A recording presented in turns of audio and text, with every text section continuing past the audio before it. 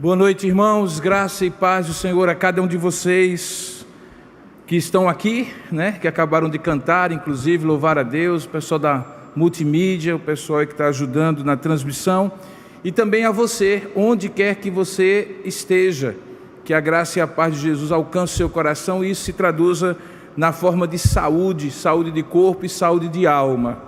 Louvado seja Deus, porque podemos, mesmo com as restrições e limitações desse momento de pandemia, adorar a Deus aqui, nesse culto que nós estamos oferecendo a Deus. Todos que estão aqui estão em atitude de adoração e louvor a Deus, assim como você, por meio da transmissão, também pode participar dos mesmos elementos de culto. Você poderia certamente cultuar a Deus no seu lar, sem que fossem com esses cânticos, com esse texto e assim por diante.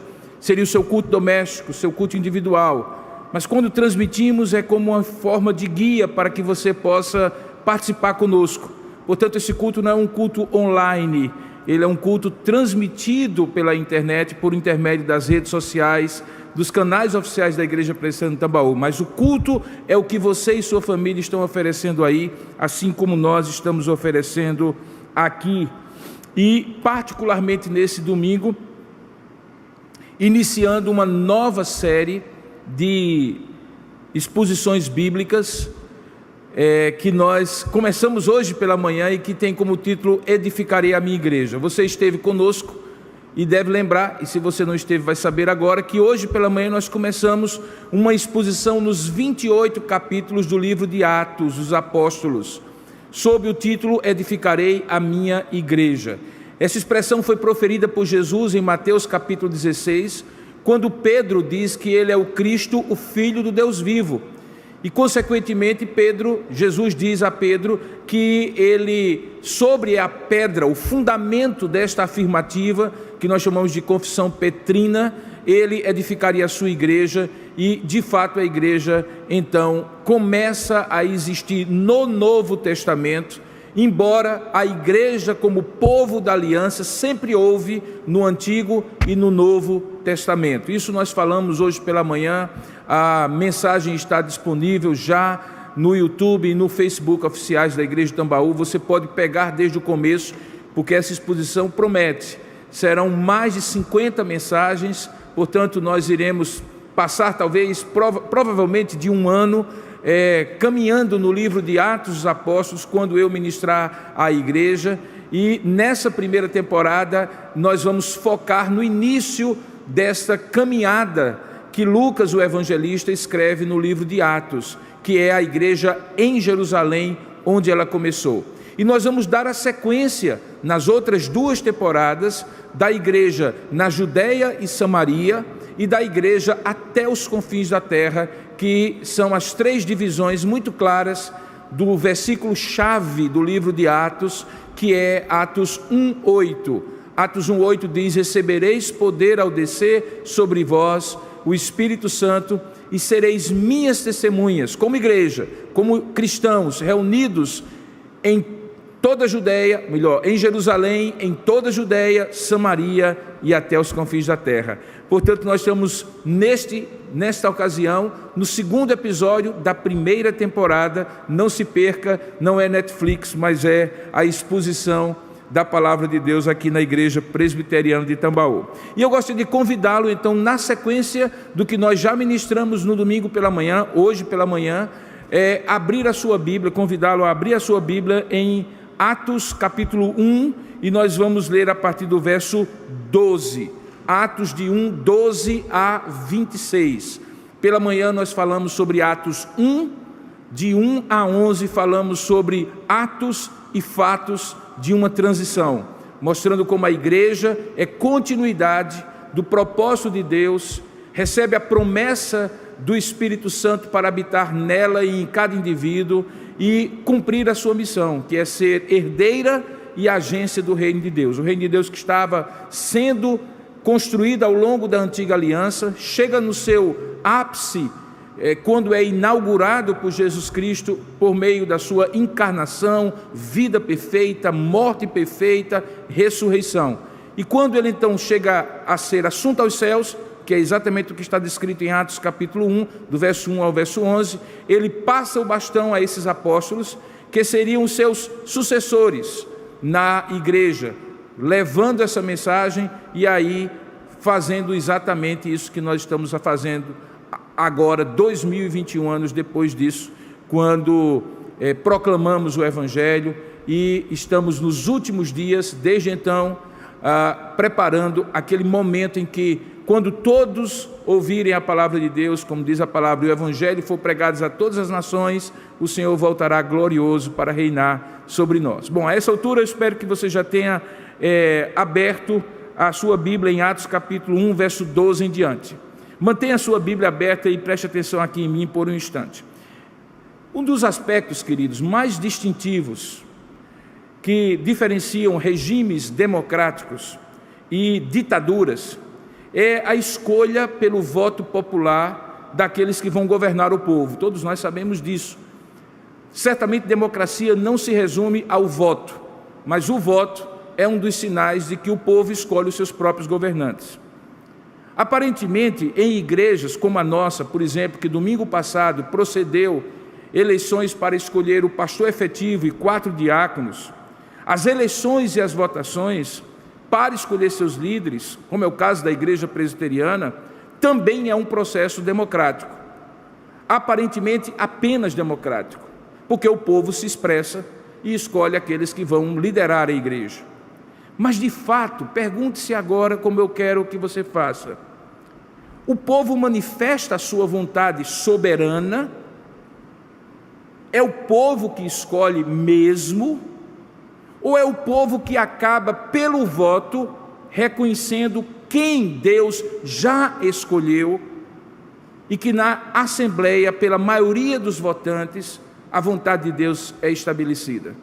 Perceba que há uma sutileza aqui nessa pergunta. O povo escolhe, mas essa escolha é soberana? Ou o povo reconhece essa escolha feita soberanamente por Deus e por meio do seu voto, de maneira sobrenatural, porque Deus está conduzindo todo esse processo, a vontade de Deus se estabelece, que de fato Deus, quem escolheu, é aquilo que o povo escolhe. Perceba que nós estamos então com uma diferença daquilo que normalmente acontece em outros cenários, em que teoricamente o povo escolhe quem ele quer, do jeito que quer, de maneira soberana. Por isso que a igreja não é uma democracia, também não é uma teocracia, mas é alguma coisa pelo qual a participação divina, a ação divina, envolve a participação humana.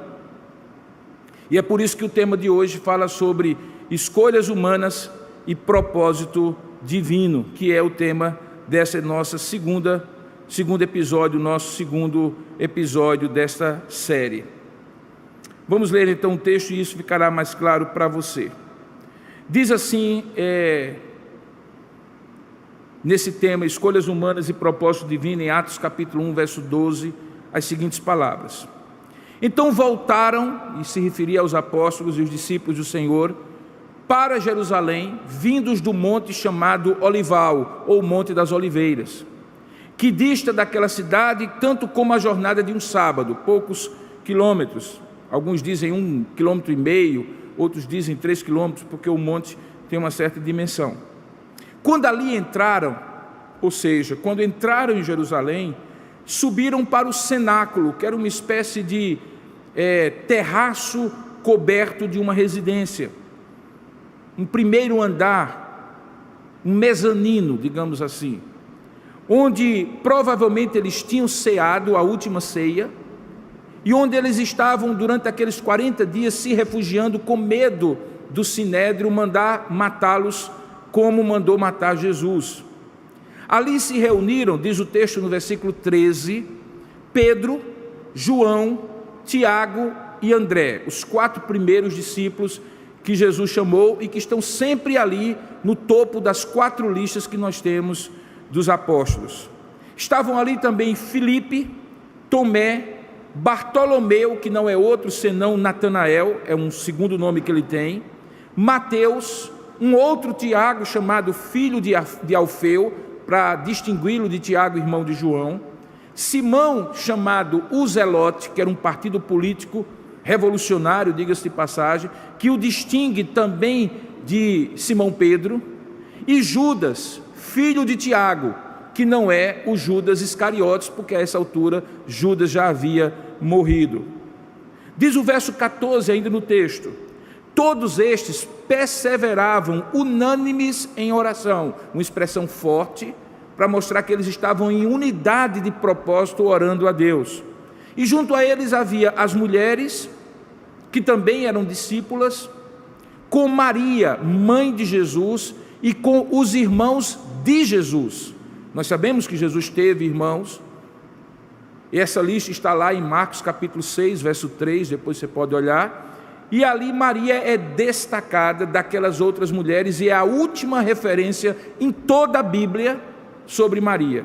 Daí porque você já pode concluir que a chamada doutrina, o dogma da ascensão de Maria é completamente falso. A Bíblia nem tem referência a isso. Termina aqui a história de Maria. Naqueles dias, verso 15, levantou-se então Pedro, e naqueles dias eu estou falando de 10 dias, entre aquilo que havia acontecido 40 dias depois da Páscoa, quando Jesus tinha aparecido aos seus discípulos, e o dia de Pentecostes, que aconteceria 10 dias depois. Naquele intervalo, enquanto eles estavam ali, unanimemente em oração, levantou-se Pedro no meio daqueles irmãos, e veja, não eram apenas os 12, porque diz que compunha-se a assembleia de cerca de 120 pessoas, portanto havia apóstolos, havia discípulos mais próximos, e todos naqueles dias tinham estado ali, como eu falei, afugentados, com medo de que o sinédrio mandasse matá-los. Em oração, no meio deles, daquela grande assembleia, Pedro se levanta e diz assim, e veja o que Pedro diz no verso 16, irmãos, convinha que se cumprisse a Escritura, que o Espírito Santo proferiu anteriormente por boca de Davi. Sim, você escutou bem, ele está se referindo a Davi, o rei de Israel, acerca de Judas, que foi o guia daqueles que prenderam Jesus, porque ele era contado entre nós, ele estava falando do colégio apostólico, e teve parte neste ministério do apostolado, dizia Pedro. E aí ele faz um parêntese no texto, Lucas, que está escrevendo, no versículo 18, e diz, ora, este homem, referindo-se a Judas, adquiriu um campo com o preço da iniquidade, as 30 moedas de prata que ele vendeu Jesus aos líderes do sinédrio, e precipitando-se, rompeu-se pelo meio, e todas as suas entranhas se derramaram. Os comentaristas entendem que aqui há um detalhe a mais daquele momento em que Judas se suicidou. Provavelmente, as duas coisas caminhando juntos nos mostram que Judas se enforcou, e quando provavelmente o peso do seu corpo, totalmente sobre aquele galho que ele usou, fez com que ele se precipitasse na terra, ele abriu-se e as suas entranhas se derramaram. É essa a melhor compreensão dos dois relatos. E diz o texto no verso 19, continuando Lucas, que isto chegou ao conhecimento de todos os habitantes de Jerusalém, cristãos ou não, judeus ou não, de maneira que na própria língua, o campo que eles tinham comprado, que Judas tinha comprado, passou a ser chamado de Aceldama, isto é, campo de sangue.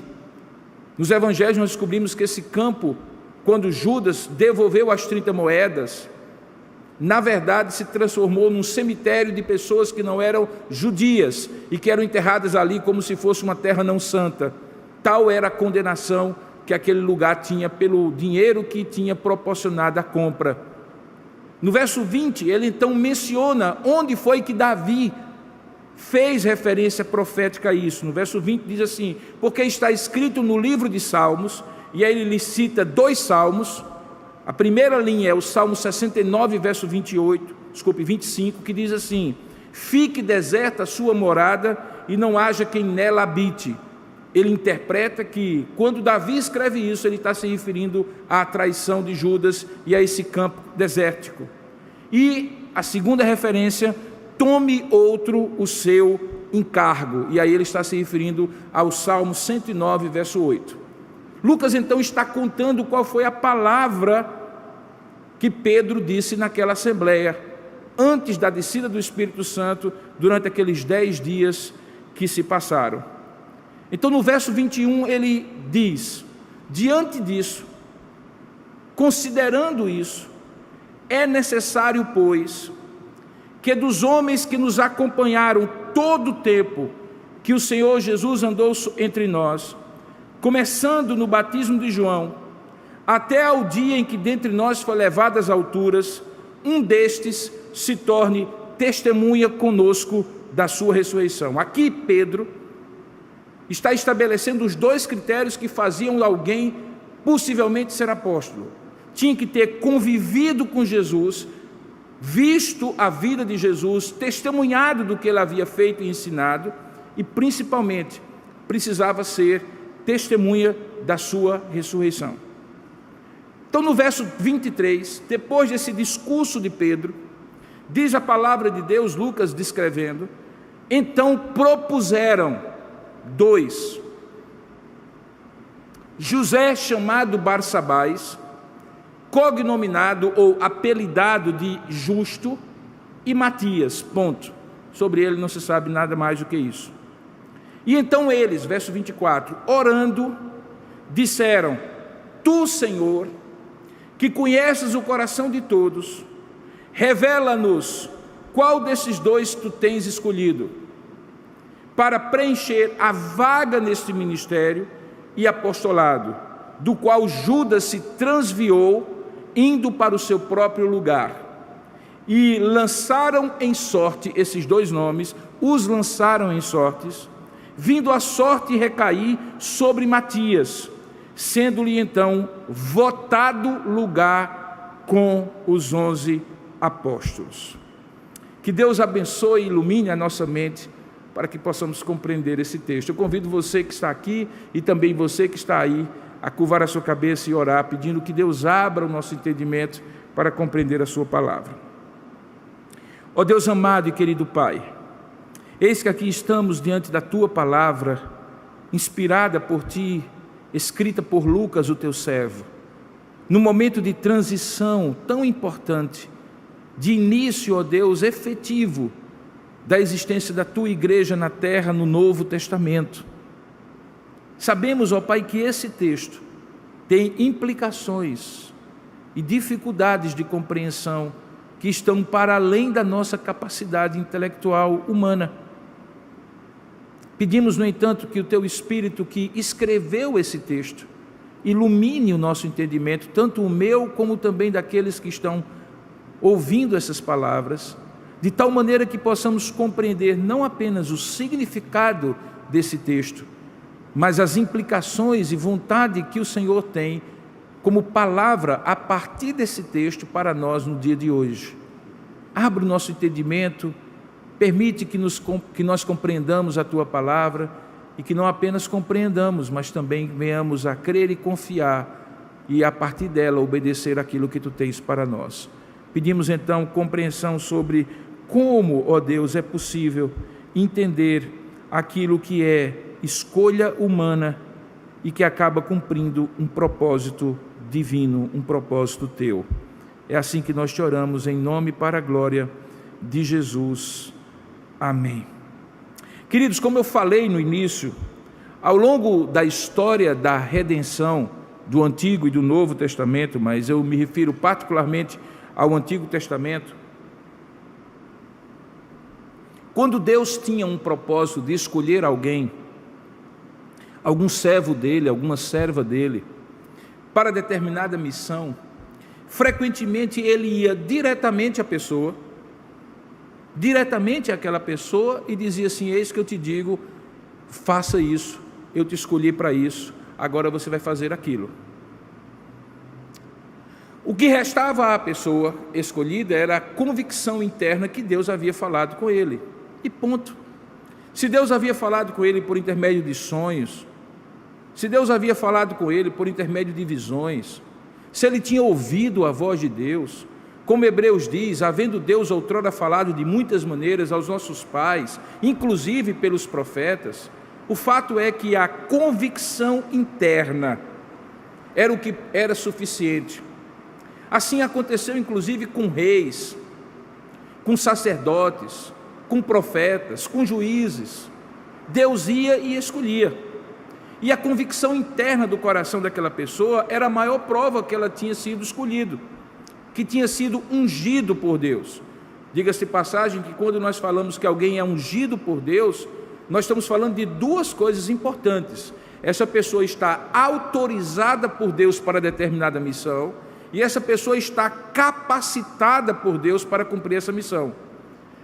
Veja, nós estamos falando então de duas coisas, autoridade e capacidade. Uma pessoa ungida é uma pessoa que está autorizada, tem aquilo que os juristas chamam de competência para fazer aquilo, e ao mesmo tempo tem a capacidade, as habilidades, o conhecimento, a força, a sabedoria, e juntas, essas duas coisas se constituem a unção. Deus escolhia e ungia, ou seja, autorizava e capacitava, e ponto. Como eu falei, a convicção interna do coração daquela pessoa era mínima. Mas em alguns momentos, você percebe, ao longo da história do Antigo Testamento, que além dessa convicção interna, havia a necessidade de um reconhecimento externo de algumas pessoas, ou às vezes do povo todo. Você vê, por exemplo, o processo em que Davi, rei de Israel, se torna rei, isso claramente. Primeiramente, Deus manda Samuel, depois de ter rejeitado Saul, e escolhe o mais improvável dos filhos de Jessé, o mais novo, o mais inexperiente, o que não tinha força nem formosura. E se você vai lá no livro de Samuel, você vai ver que Jessé vai trazendo ao profeta, um por um, do mais velho ao mais novo, e quando chega em todos, em que o profeta no seu coração não viu a indicação de Deus da escolha de nenhum, ele chega ao final e diz: não tem mais ninguém, tu não tens mais nenhum filho. E aí Jessé diz para Samuel: tem um rapazinho que está no campo, mas ele é praticamente um adolescente, traga ele. E a Bíblia diz que quando Davi se apresenta diante de Samuel, Samuel teve convicção a ponto de ficar registrado que Deus não vê como vê o homem exteriormente, mas vê o coração. E Deus viu, e Samuel viu pela indicação de Deus que aquele homem seria o rei de Israel. Mas veja bem, até Davi sentar no trono e ser reconhecido pelas 12 tribos de Israel, um processo aconteceu. Primeiramente porque já tinha um rei lá sentado no trono, que tinha sido rejeitado por Deus, mas que a sua rejeição ainda não tinha sido evidenciada diante do povo. Isso foi sendo evidenciado quase como numa corrida de revezamento, em que um está saindo daquela área de passar o bastão e outro está entrando. A gente consegue ver isso claramente. Deus estava rejeitando Saul, e todos os acontecimentos demonstram isso, inclusive a sua ira, os seus pensamentos de matar, inclusive o próprio rei Davi, que já era rei segundo Deus, que já tinha sido ungido pelo profeta Samuel, mas ainda não era rei de fato, no sentido de que o povo o reconhecera como rei. Depois você vê que o próprio povo começa a reconhecer que ali havia mais do que um simples assistente de Saul no palácio. Davi assume funções militares, e quando ele voltava das batalhas, Deus fazia com que o povo cantasse assim: Saul abateu 1000 inimigos, mas Davi é muito maior porque abateu 10.000 inimigos. O povo começava a ver que Saul estava indo para o ocaso, para o ostracismo da rejeição de Deus, e Deus estava escolhendo Davi. Até que um determinado dia, as 12 tribos, e não apenas a tribo de Judá, que era a tribo originária de Davi, reconhecem em Davi que era o rei segundo o coração de Deus, que substituiria Saul. Então você vê ali tipicamente um processo de convicção interna que Davi teve a partir do momento que foi ungido por Deus, convicção interna que já existia no coração do profeta Samuel, que ficou evidente para Jessé, o seu pai, e para os seus irmãos, e uma convicção externa, à medida em que progressivamente todo o povo o reconheceu. Até hoje, na nossa teologia reformada, a melhor forma de compreender como Deus conduz os nossos processos é que, por exemplo, quando alguém é indicado para ser pastor, presbítero ou diácono, a primeira pergunta que essa pessoa precisa fazer e ser feita a ela é: você tem convicção que Deus está lhe chamando para esse ofício, para esse ministério? Porque se não houver essa convicção, não adianta o povo ter se você não tem. Uma vez tendo, o conselho da igreja, como fez recentemente, avaliou cada um dos indicados pelo povo, mediante a consulta que foi feita a eles, de que eles tinham uma convicção nesse sentido. E todo o processo se completou quando, na Assembleia, nós oramos e submetemos à vontade da Assembleia os nomes. E esses nomes foram escolhidos. Nós então concluímos que Deus conduziu o processo do começo ao fim. De certa maneira, houve convicção interna e evidência externa, exatamente aquilo que ao longo da história da redenção nós vemos. A maneira como essa evidência externa comprovava a evidência interna, no Antigo Testamento era muito variada, como eu falei. Em alguns momentos havia a participação de alguns, em alguns momentos havia a participação de todo o povo. Alguns chamam de processos de aclamação, quando, por exemplo, o povo todo gritou que Davi era o seu rei.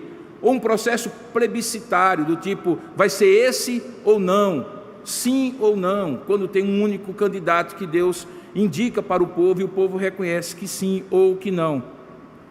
No Novo Testamento, no tempo em que Jesus estava com os seus discípulos, ele mesmo escolhia. Nós vemos, por exemplo, em Marcos capítulo 3, que é um dos 4 textos que mostra a escolha dos apóstolos. Você percebe como é que Jesus escolheu aqueles que, dentre os seus discípulos, seriam seus apóstolos. E aqui vale a pena um parêntese.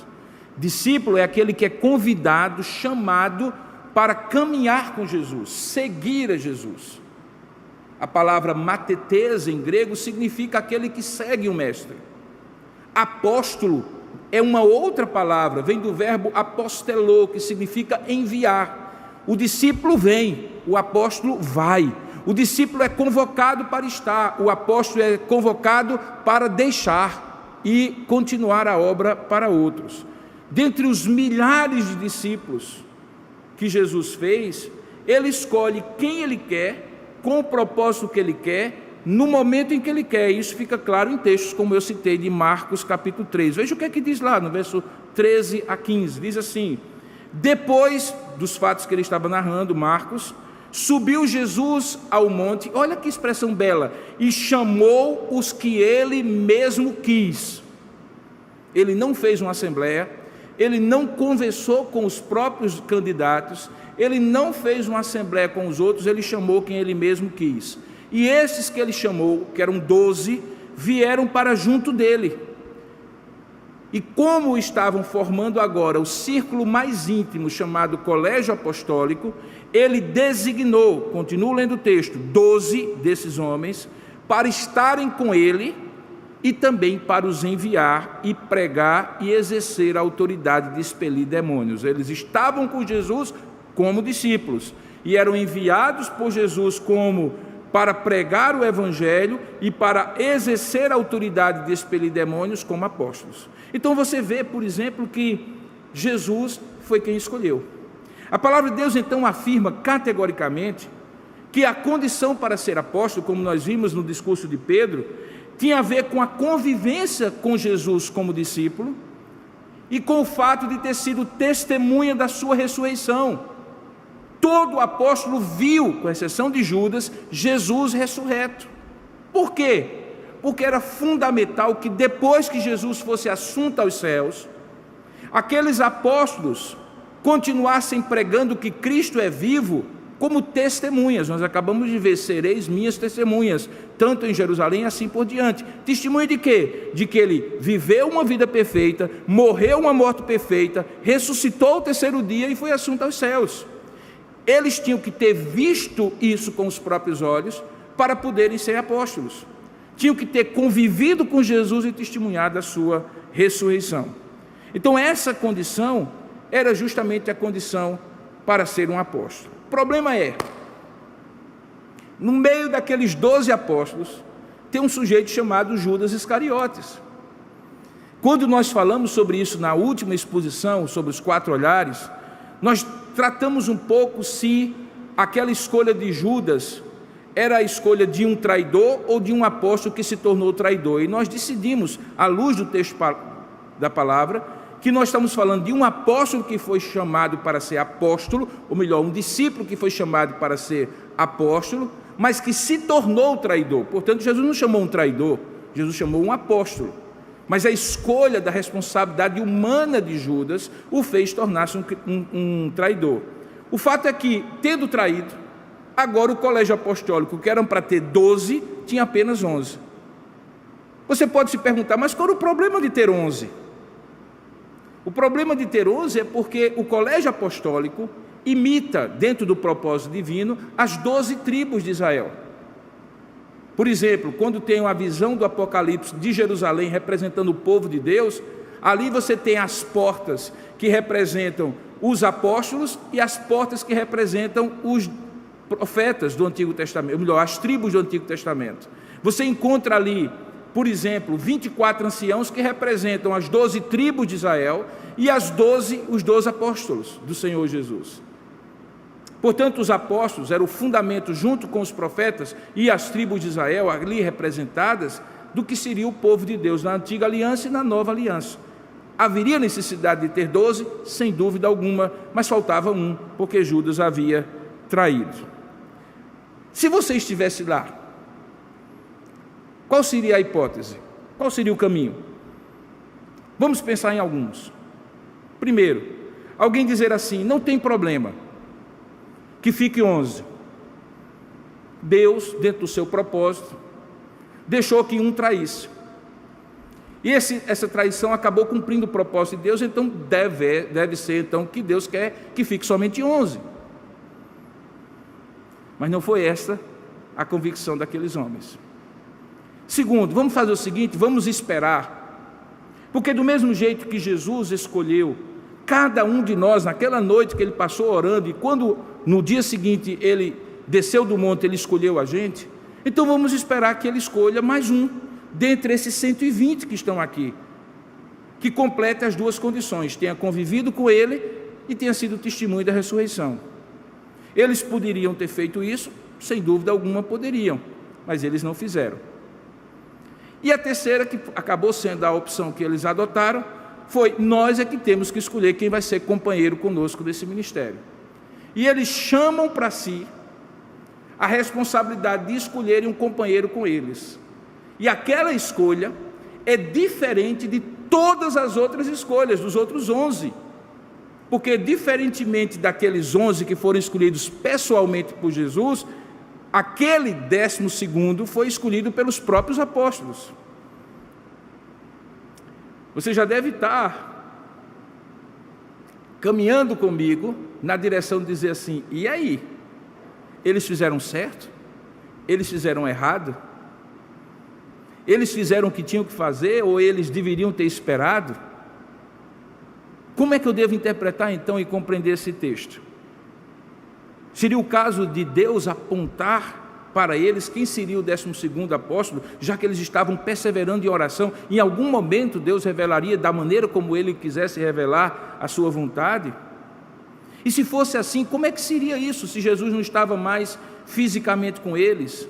Ele já tinha sido assunto aos céus, eles não podiam mais contar com a presença de Cristo ressurreto, porque enquanto Jesus estava visitando naqueles 40 dias, possivelmente em algum daqueles momentos eles poderiam ter perguntado a Jesus, ou o próprio Jesus dito assim, olha, eu escolhi fulano de tal também para ser apóstolo, podem reconhecê-lo como tal, mas Jesus não fez assim.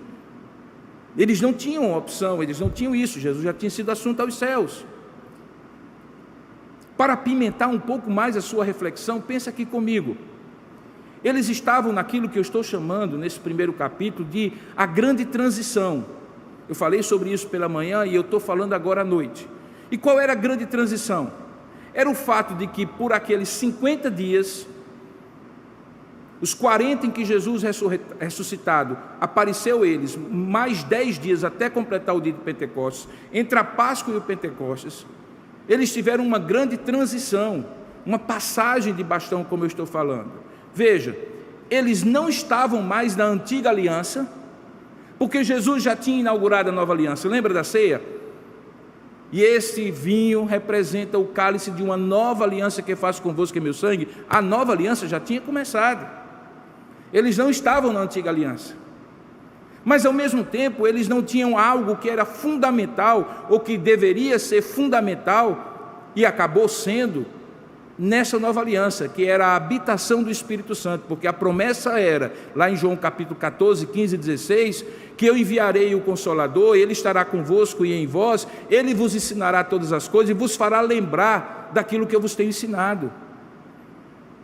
Eles estavam ali no meio, sem os recursos da antiga aliança e sem poder teoricamente usar as maneiras como a antiga aliança poderia indicar para ele a vontade de Deus, e ao mesmo tempo eles estavam começando a nova aliança, mas o Espírito Santo não havia sido dado.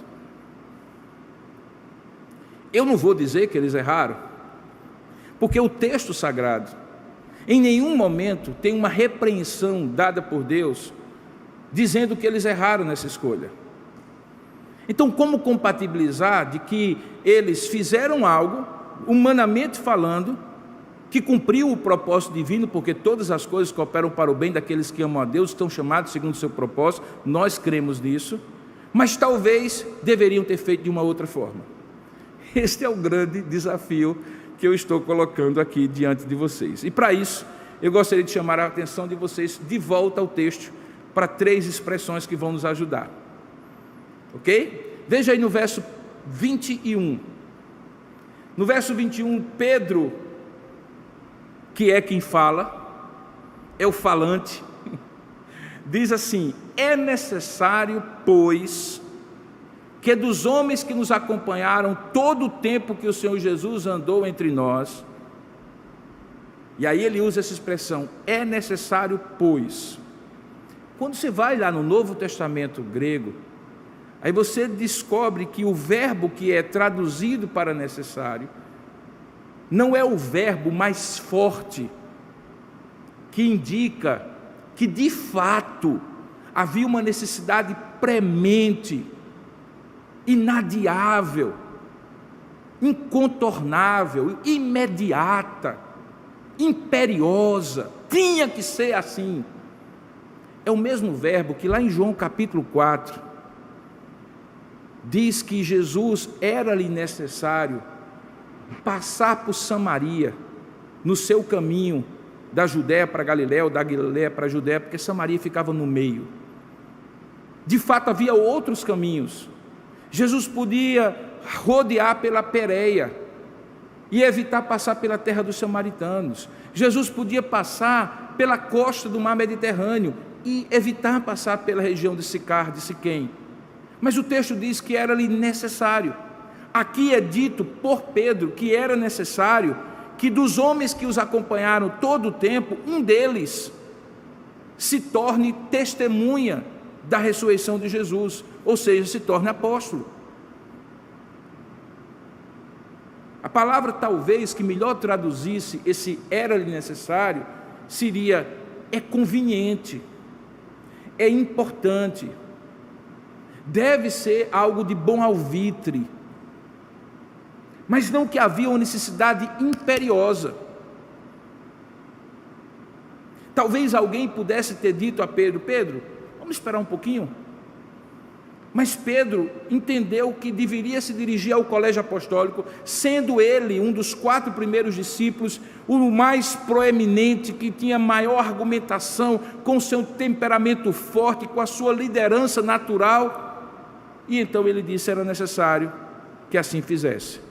Mas melhor seria dizer assim: é conveniente, a gente pode até fazer, mas se não fizer, também não estamos errados, porque em nenhum momento é dito que devemos fazer, não há uma ordem dizendo que devemos fazer. Veja que há situações na vida em que exatamente isso acontece conosco, e quando essas situações estão em períodos de transição da nossa vida, talvez prudência e bom senso seria não fazer nada e esperar a condução melhor do Senhor.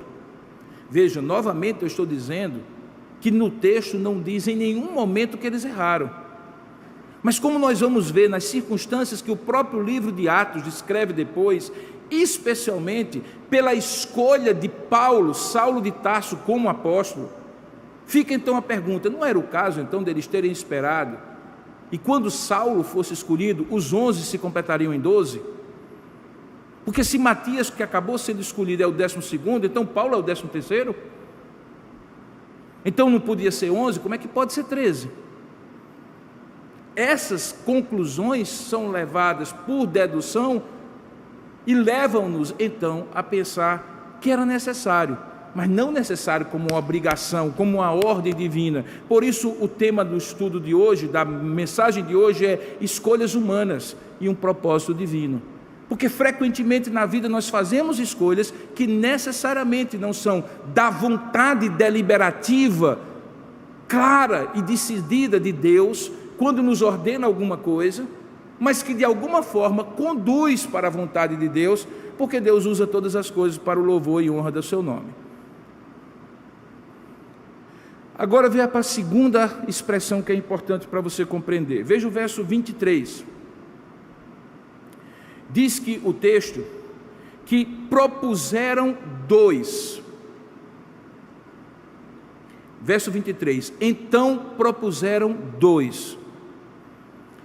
2 pontos, e diz quem são esses 2. José, chamado Barsabás, que significa filho do sábado, cognominado Justo, e Matias, ponto. A primeira pergunta é: quem propôs? Veja, aqui nós temos uma oração com um sujeito oculto. Eram mais de um, certamente, porque está na terceira pessoa do plural. Eles propuseram, mas eles quem? Os 12 ou os 120 que faziam parte daquela assembleia? O texto não deixa claro. Perceba então que esse texto, ele é um texto realmente de transição. As coisas não estão muito claras aqui, o que me leva a deduzir que talvez era a hora deles esperarem um pouco mais, já que a promessa tinha sido feita de que o Espírito Santo seria derramado, eles seriam batizados com o Espírito Santo, como de fato acontece no capítulo seguinte, capítulo 2.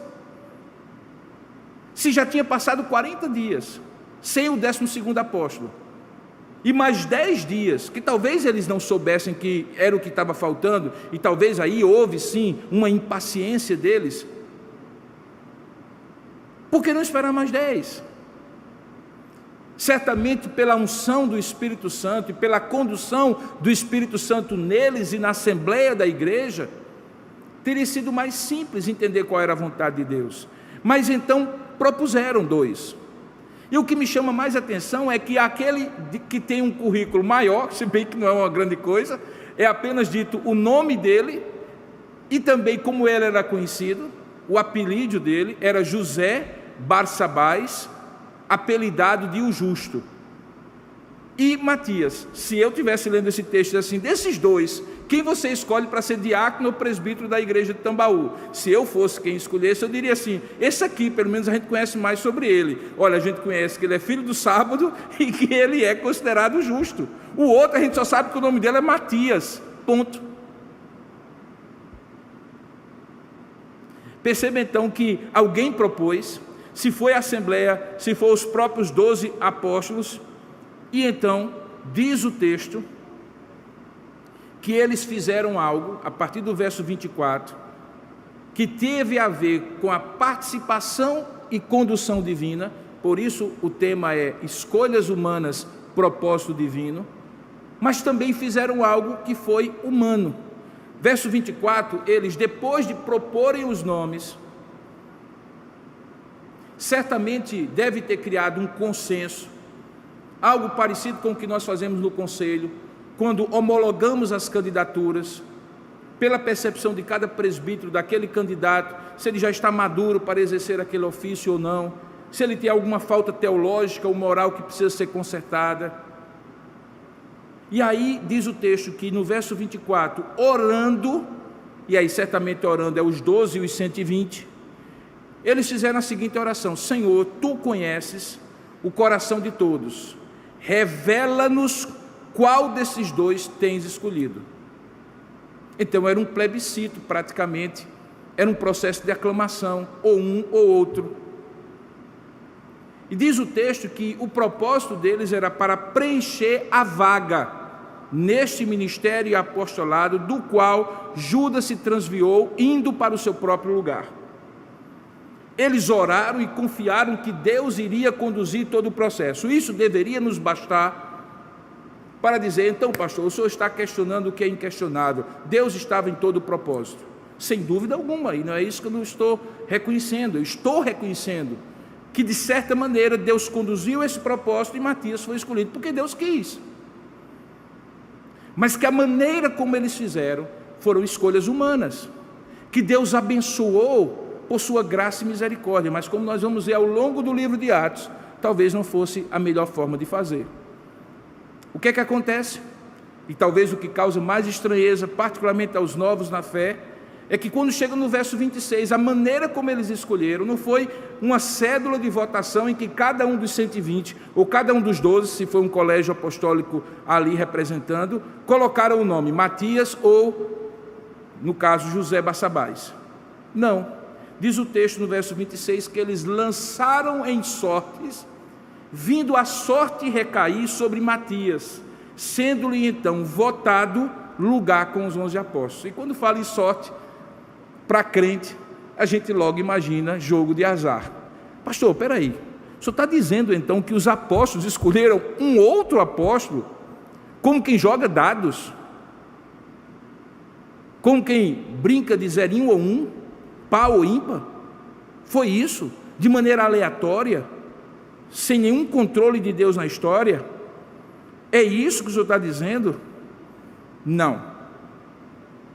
O método pode até ter sido aleatório, porque era não controlado pelos apóstolos, mas não era sorte no sentido de que ninguém controlava, uma coisa absolutamente casual, que Deus não tinha nada a ver com isso, e nenhum homem também tinha a ver com isso. Sorte e azar, probabilidade, não. E para isso você precisa compreender como isso era feito no Antigo Testamento. No Antigo Testamento, dentro do peito do sumo sacerdote, onde havia aquelas 12 pedras diferentes, representando as 12 tribos de Israel, dentro, como se fosse aqui, por dentro da camisa, da sobrepeliz, com aquela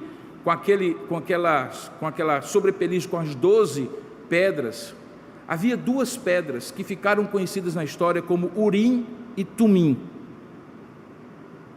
O significado dessas pedras, o tamanho, a forma, a cor, não é descrita na Sagrada Escritura, mas elas foram usadas frequentemente no Antigo Testamento para decidir o que fazer, quem escolher, ir ou não ir à guerra, obedecer ou não obedecer a uma indicação do rei e assim por diante.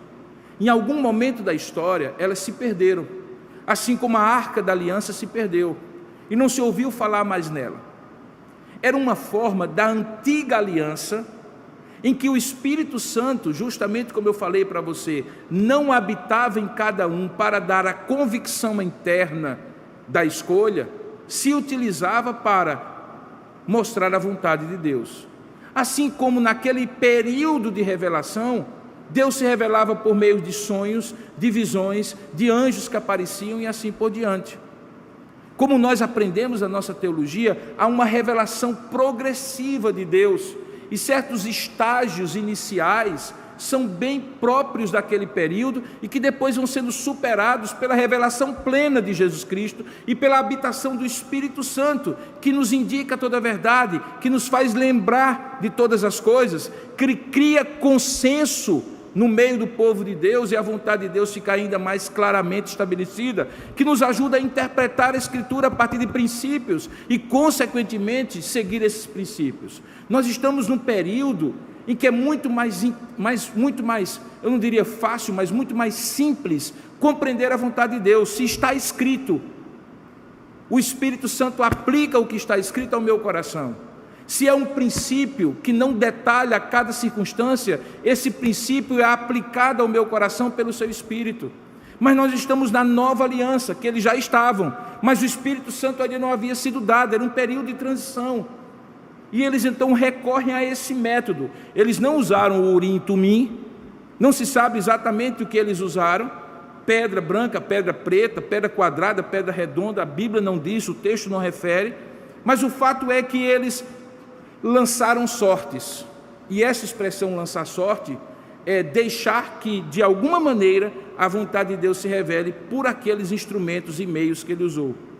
Essa tradição era uma tradição semítica, muito comum, não apenas entre os hebreus, mas entre povos do Oriente Médio, e que de certa maneira os hebreus entenderam que deveriam usar ao longo da Escritura, e o próprio Deus estabeleceu o Urim e Tumim para aquela época em que eles precisavam decidir assim. O fato, porém, de Deus ter estabelecido para aquela época não significa que eles estariam autorizados a fazer esse mesmo tipo de processo agora no Novo Testamento. E essa é a última vez que se vê isso. Depois de Atos capítulo 2, sabe o que acontece? Sabe como é que eram escolhidos os presbíteros nas igrejas que iam sendo fundadas? Do mesmo jeito que nós escolhemos hoje. Havia apontamentos de nomes, mediante critérios, tanto é que Paulo, escrevendo a Timóteo e a Tito, dá os critérios de como seriam esses homens.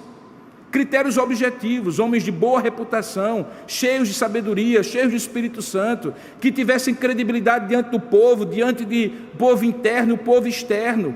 E aí a escolha era feita, nós vamos ver nessa exposição, processos eleitorais que organizaram as primeiras igrejas, e não tinha nem Urim, nem Tumim, nem pedra A, nem pedra B, nem lança-sortes.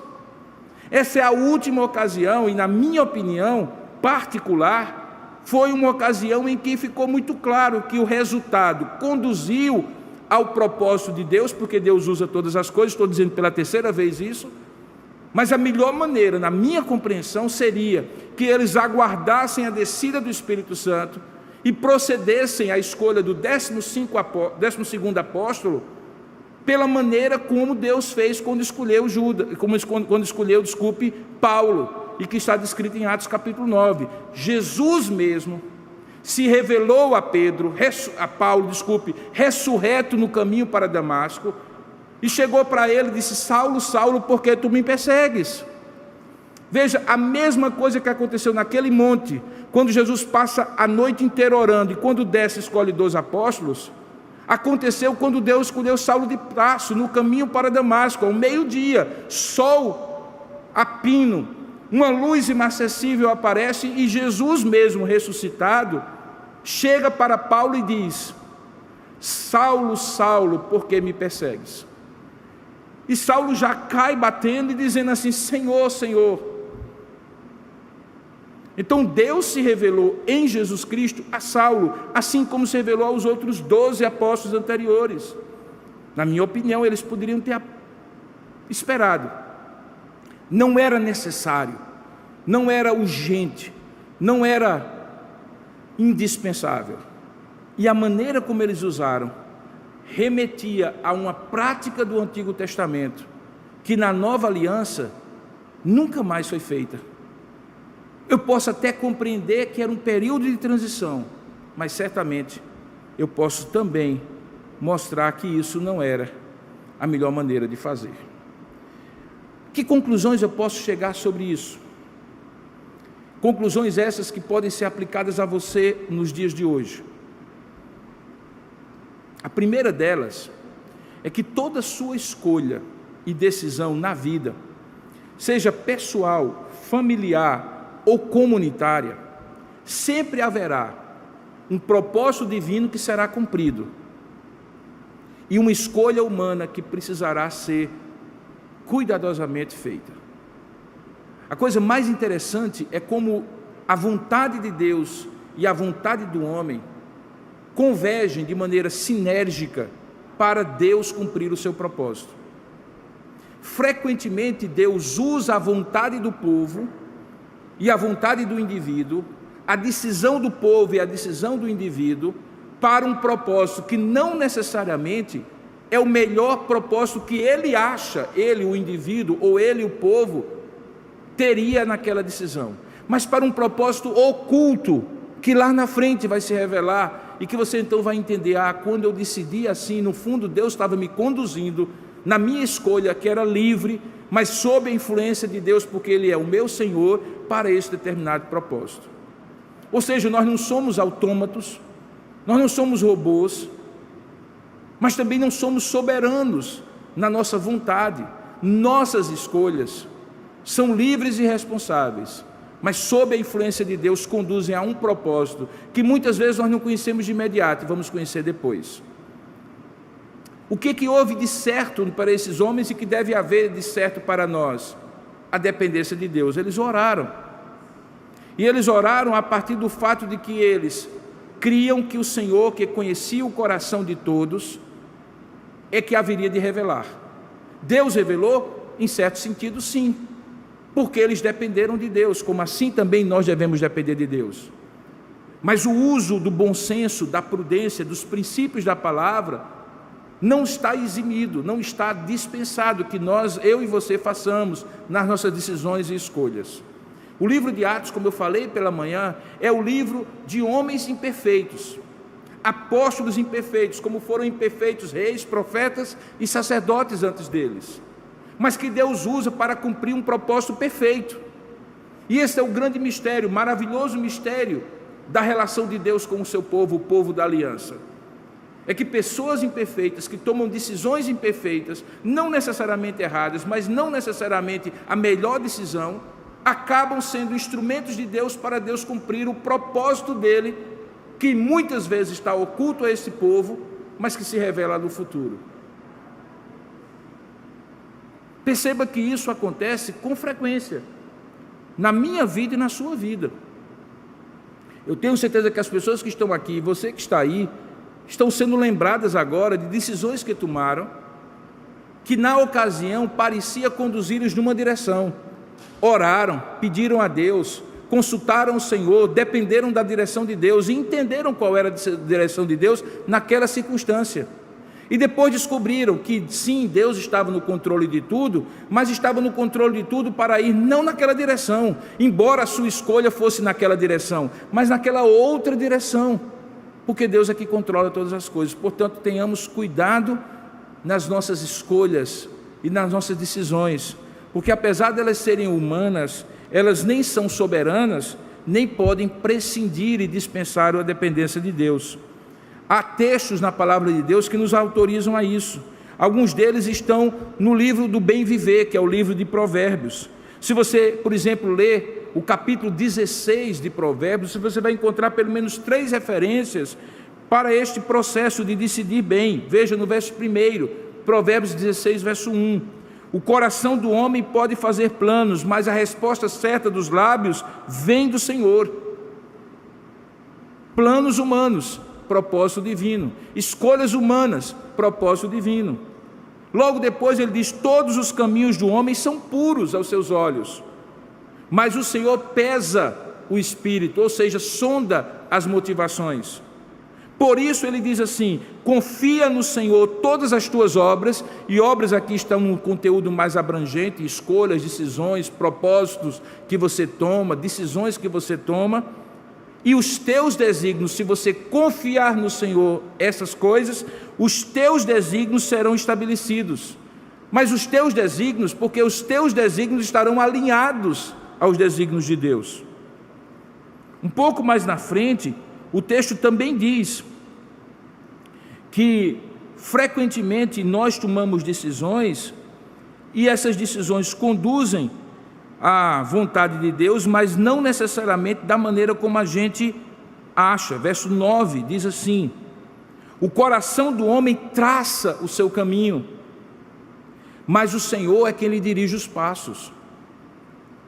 Isso me faz lembrar a traseira de caminhões que diz assim: quem dirige sou eu, mas quem controla é Deus, ou alguma coisa assim, eu guio, mas quem dirige é Deus, ou alguma coisa assim. É a consciência de que eu tomo decisões, traço o meu caminho, faço os meus planos, tomo as minhas providências previamente, mas é Deus que conduz todas as coisas.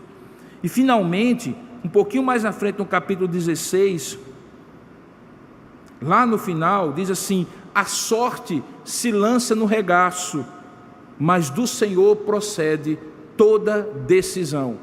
Em última instância, é Deus que controla. O propósito é divino, ainda que a escolha seja humana.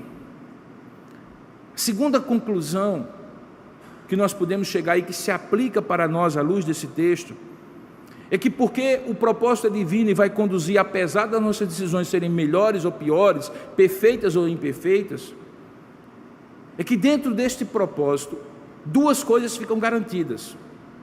Com certeza, no controle divino, é que o nome dele será o mais glorificado possível, e sendo da parte de Deus, será glorificado perfeitamente, e o melhor para nós acontecerá. Eu fico às vezes me perguntando à luz desse texto, sobre o qual eu já me debati em vários momentos de estudo da palavra, por que é que Deus, no verso 23, deixa Lucas registrar um currículo um pouco maior de José, dizendo que ele tinha por sobrenome Barsabás e era apelidado de o Justo, e quanto a Matias, ele dá o primeiro nome só, e Matias, e ponto. Eu fico às vezes imaginando se Deus não está querendo nesse momento mostrar o grande contraste de Matias, escolhido por decisões de Pedro, os apóstolos e aquela assembleia reunida, e Saulo de Tarso, em capítulo 9 e em diante. Olha o currículo de Saulo, o improvável, o perseguidor da igreja, que não era Barsabás, que não era denominado Justo, que não era Matias. Tudo que se sabia de Saulo depunha contra ele. Mas era o que se sabia de Saulo antes da conversão, porque depois da conversão ele se tornou um homem de Deus, Paulo, o apóstolo. Eu fico imaginando que nesse momento, o melhor que Deus tinha no seu propósito para a igreja, não era Matias, era Saulo. E Deus acabou cumprindo o melhor da sua glória, para o melhor da sua igreja. E isso acontece frequentemente comigo, acontece frequentemente com você. Eu poderia passar a noite inteira contando a vocês experiências pessoais, ministeriais, familiares, em que eu decidi algo, eu orei por isso, eu pedi, eu clamei a Deus por isso, e Deus, em alguns momentos, deixou para que eu aprendesse algo, e o meu propósito fosse frustrado, ou Deus proibiu. A história de toda pessoa que caminha com Deus é a história de orações em que a gente recebe mais não do que sim.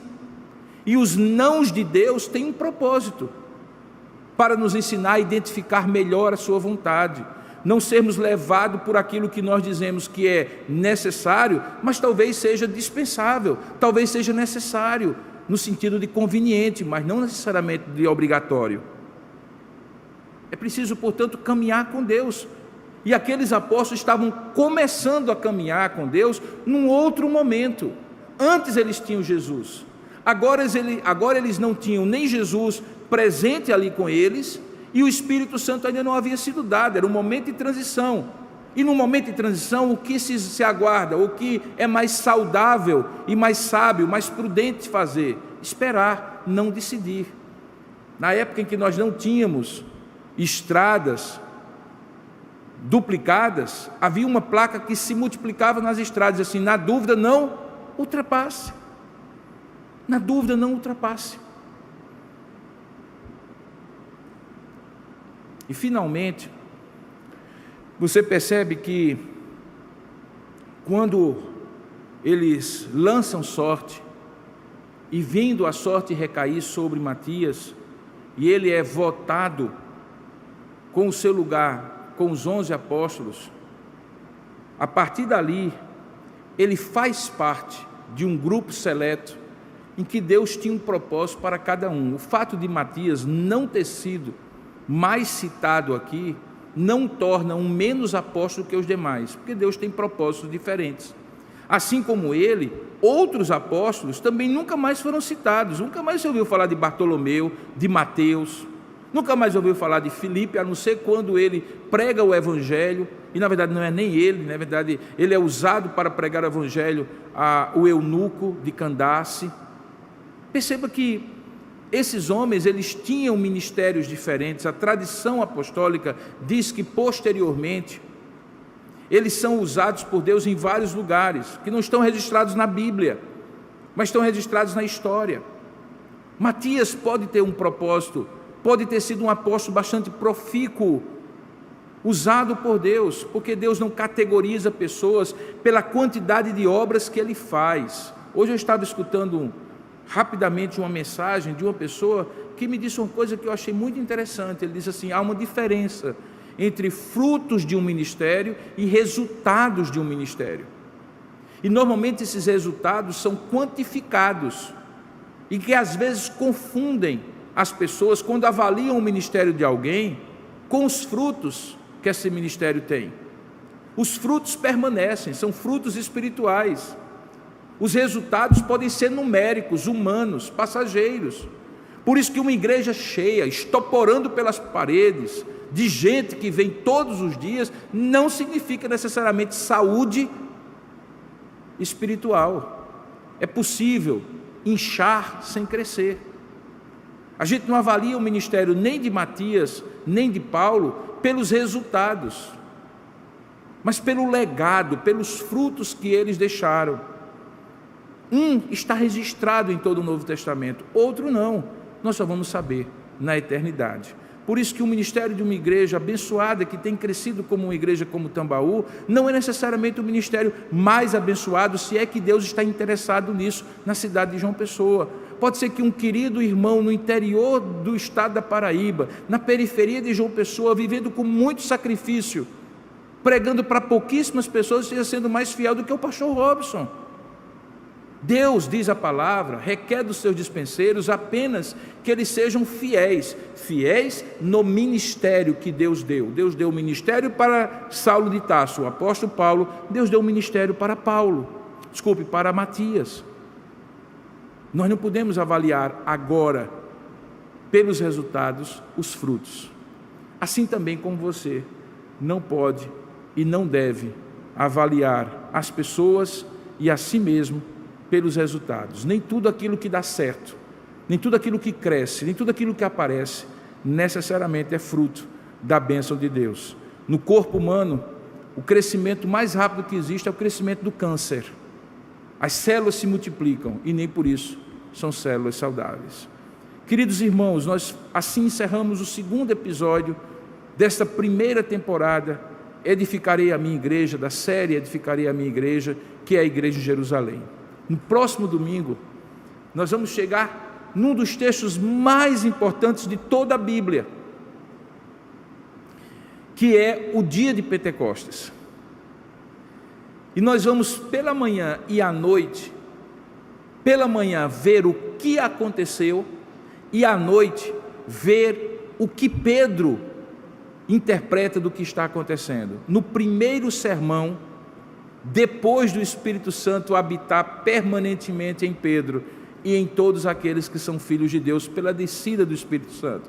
E você vai ver uma tremenda diferença. De cara, 3.000 pessoas se convertem e uma igreja começa a tomar feição visível diante da sociedade.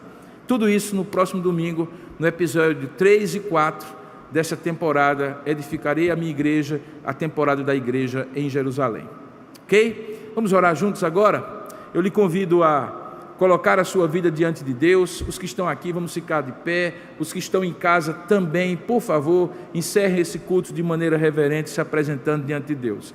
E nós nesta oração queremos orar não apenas dando graças a Deus por aquilo que Ele tem feito, pelos livramentos e curas, pela recuperação de irmãos como temos feito, mas também queremos interceder pela bênção de Deus na vida de cada um de nós, daqueles que estão com limitações para trabalhar, produzir a renda no suor do seu rosto e estão passando dificuldades, aqueles que estão com pessoas enfermas ou que perderam pessoas para essa pandemia. Vamos dar graças e nos alegrar pelos motivos do Senhor e nos alegrar com aqueles que estão alegres. E vamos interceder e chorar com os que estão padecendo e chorando. Então, curva a sua cabeça, feche os seus olhos, logo depois nós vamos receber a bênção dos apóstolos. Ó Deus amado e querido Pai, nós te oferecemos este culto em gratidão a Ti, rogando que a tua bênção sobre nós não apenas esteja presente aqui quando nós estamos reunidos, não apenas esteja presente em cada lar aqui representado, mas esteja presente amanhã quando estivermos dispersos na sociedade, agindo como cidadãos, como pais, mães, filhos, trabalhadores, estudantes. Quando a tua igreja se espalha, ó Deus, oramos que a tua bênção também alcance a cada um de nós nesta semana que se iniciou hoje e que continuará amanhã com muito trabalho, estudo e atividades. Pedimos que o Senhor continue assistindo com a tua graciosa mão e consoladora mão a vida daqueles que estão nos hospitais. Particularmente oramos por aqueles que estão em recuperação, os nossos irmãos Eduardo Camacho, a nossa irmã Uauíra, a irmã Sônia, o nosso irmão presbítero Marcos Silva e outros tantos, ó Pai, que estão precisando da tua ajuda e do toque do teu Espírito, curando e completando a tua obra. Damos graças pelo livramento que o Senhor já deu a eles, como também te damos graças pelo conforto e consolo, pela força espiritual de viver e de prosseguir vivendo àqueles que perderam pessoas queridas e amadas, próximas dos seus corações, e que também precisam da tua graça para continuar. Ó Deus, oramos que essa semana seja cheia de saúde, que o Senhor nos proteja, nos guarde desse vírus e de tantos outros perigos que nos espreitam, que a tua mão invisível, mão de provisão, de proteção e de direção, a providência divina, possa nos assistir nessa semana. Oferecemos este culto em gratidão pelos motivos que povoam o coração de cada um dos teus filhos que está aqui e também que está participando à distância. E que essa gratidão se transforme em consagração e dedicação a Ti. Com a Tua bênção, Senhor, a bênção do Deus triuno, Pai, Filho e Espírito Santo. Que a graça do nosso Senhor e Salvador Jesus Cristo, o amor do nosso Deus e bendito Pai, o poder, a comunhão e a consolação do Espírito Santo de Deus, repouse sobre sua vida, meu irmão, minha irmã, sobre a sua família e todo o povo de Deus, na face da terra, desde agora e para todo sempre. Amém e amém.